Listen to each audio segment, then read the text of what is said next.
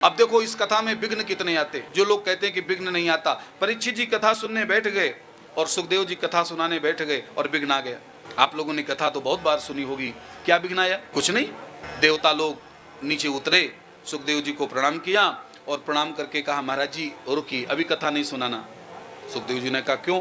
बोले महाराज परीक्षित जी को आप कथा क्यों सुना रहे? हमको पता है मृत्यु का डर है, मरने के डर के कारण से महाराज परीक्षित जी कथा सुन रहे हैं। तो एक काम करिए ना, आप परीक्षित जी को हमारा अमृत पिला दीजिए, हमारे अमृत पीने से महाराज परीक्षित अमर हो जाएंगे और हमको आप कथा अमृत सुना दीजिए। तो सुखदेव जी ने सहज में परीक्षित जी से पूछा, राजन तू बड़ा सौभाग्यशाली है, तू मेरे पास जैसे बैठा तो तेरे पास दो अमृत आ गए, एक सुधामृत और एक कथामृत। अब आप जल्दी बताओ कौन सा अमृत पीना चाहते हो? भगवान सुखदेव जी ने जैसे प्रश्न किया, महाराज परीक्षित तो परम विद्वान हैं।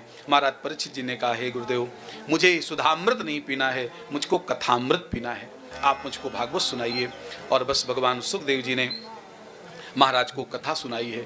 कथा के 7वें दिन महाराज परीक्षित जी का मोक्ष हुआ है। ऐसा कौन सा ग्रंथ है कि जो 7 दिन में मोक्ष देता है? ब्रह्मा जी ने तराजू में सारे साधन रखते हैं और अंत में सभी देवताओं को कहना पड़ा कि धन्यम भागवती वार्ता।